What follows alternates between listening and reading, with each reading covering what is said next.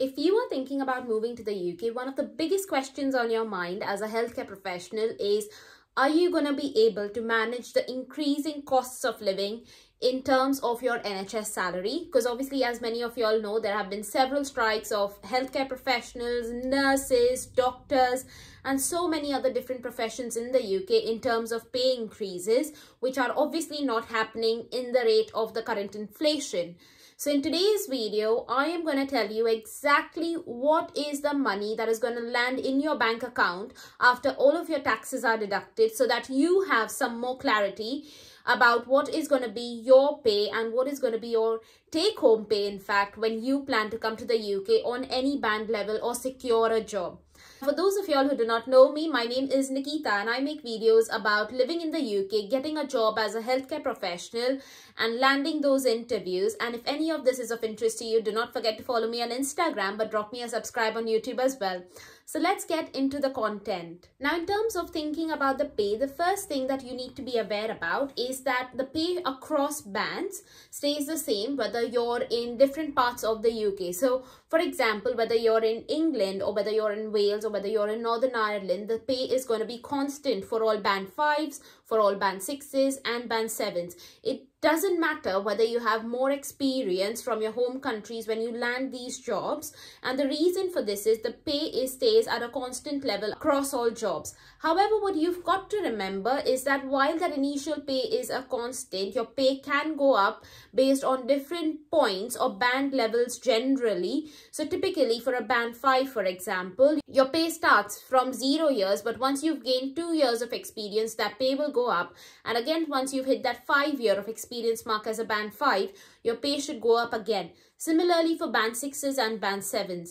So there isn't really a lot of scope to negotiate your salary within the NHS. As I've said before, the salary sort of stays the same across the entire UK except Scotland. So Scotland tends to receive a slightly higher salary because their board in the NHS is slightly different as compared to all of the other boards that follow the recommendations generally. So we won't be discussing too much about the pay in Scotland because again, there's going to be fewer of y'all as compared to the ones who are going to be applying to England, Wales and Northern Ireland. So today's video is going to be covering the NHS pay across these 3 sections of the UK. But do remember that Scotland gets a higher pay as compared to some of the other countries in the UK. The second thing for you to always remember about the pay in the UK is that the pay that you are promised is not what comes into your bank account, because there are going to be several deductions. The biggest 3 deductions over here for any international healthcare professional are firstly your income tax, the second is your NI contribution, and the third is your NHS pensions. So let's dive a little bit deeper into them. The first one is obviously the income tax. So the income tax is actually the amount of money from your pay that is deducted by the HMRC, which is essentially like a tax body in the UK. Now, they always tend to deduct your pay directly from the actual amount, and you never get to see this money, so you're not really hurt by it. But what you do need to remember is that the amount they deduct depends upon your tax code. The typical tax code for most UK employees is 1257L, which means that the first 12,500 of your income is tax-free. That is, there is no tax that's applied on it, and anything above that is taxed in line with the HMRC records. Now, if you are somebody who is confused about what is the tax rates and what is it that needs to be done in order to get the most tax benefit, do comment tax below, and I will try to make a video about it in the future just to keep you guys updated, because again, there were lots of jargons that I was not aware about when I started working in the UK that took me some while to get used to. The next payment, like I said, that is going to go out of your salary is the NI contributions, that is the National Insurance contributions. Now, as you can see on your screens right there, National Insurance is paid by majority of the workforce in order to qualify for certain state benefits. So this money is not going into the void. It should come back to you as benefits at some point if you continue to stay in the UK. The contributions go towards funding of state benefits and services, including the National Health Service, which is the NHS, state pensions, unemployment benefits, sickness and disability allowances, and bereavement benefits. Now again, this is going to be a considerable amount of your pay that goes towards NI contributions. But do remember, like we said through this example here, that a lot of this money goes into funding those baseline government measures, and you might be able to seek some of those benefits not while you're on the work visa, but potentially once you've become a citizen in the UK. And finally, coming down to those NHS pensions. Now, the NHS pension is not a mandatory cut in your pay slip as compared to the first two sort of salary deductions. However, if it is your plan to stay in the UK for longer term, I would recommend opting for the NHS pension because it has a very healthy employer contribution. Again, if you would like to know more about NHS pensions, do drop a comment saying NHS pensions, and I will try to make a more detailed video explaining some of the pros and cons of NHS pensions as healthcare professionals who have graduated internationally. Now that we've understood the sort of major pay deductions, let's talk about what are the salaries. So like I've explained before, the salary structure can be different for band 5s, band 6s, band 7s depending upon the number of years of experience that you have, and also depending upon the type of work that you're doing. Now, if you are confused about which band roles you should be landing or what band roles you should actually be applying for, do not forget to check out this video, which has so much information in terms of what is the exact role that you should be applying for and where are the chances for you to land your jobs going to be higher under what band levels. However, if you are having difficulty landing any of these interviews, do not forget to book a one-to-one session with me and we can go over some of the most important details, including your supporting information, and give you feedback about it so that you can land those interviews a bit quicker.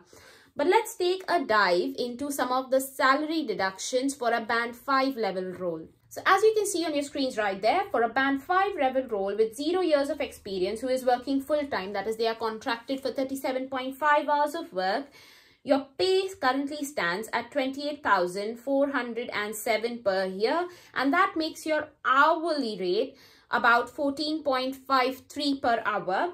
And as you can see, in terms of the deductions, your income tax is being deducted at 225 for the month. Your national insurance is 106 for the month, and your NHS pension, which is 9.8%, is at 196 per month. So that leaves you with a total take-home pay of about 1,841. Now again, I've taken all of these screenshots that I will be sharing throughout this video through an excellent website which actually guarantees you to find the take-home pay for healthcare professionals, and I'll leave the link for that again in the description below so that if any of you all have further questions about it, you can definitely go ahead and check that. But again, if you stay at a band 5 for 2 years, your salary should essentially go up. Now when that goes up, what you will see is a pay rise at that sort of 2-year mark. So when you be a band 6 for about 2 years, your salary goes up to 30,639 per year, making your hourly pay about 15.6 pounds per hour.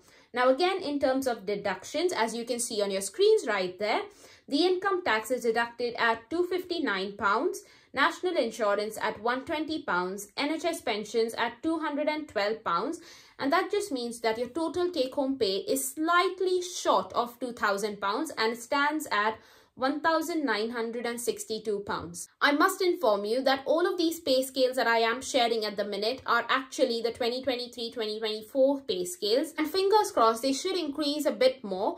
However, because of the government elections coming up and all of the sort of reviews going around the pay bodies, this increase has been slightly delayed. But again, when that update does come out, I will put out a new video with all of the pay updates. However, this video is just trying to give you a little bit more information about what are some of the pay expectations for you as a healthcare professional who's moving to the UK. Once you've been in the band 5 role for a couple of years, say for example 5+ years, you will notice that your pay does go up. Now let's see what the pay is for a band 5 who stayed in the role for 5+ years. So again, if you are contracted for sort of full-time work, which is 37.5 hours, your pay would have gone up to 34,581 pounds for the year, which means that your hourly rate is 17.69. Now, in terms of deductions, as you can see on your screens right there, the income tax is 310, national insurance is 147, and NHS pensions is 282, making your total take-home pay for the month actually 2,142, which you can see is obviously a little bit higher than what it would have been when you were at that sort of intermediate pay point within the band 5 level.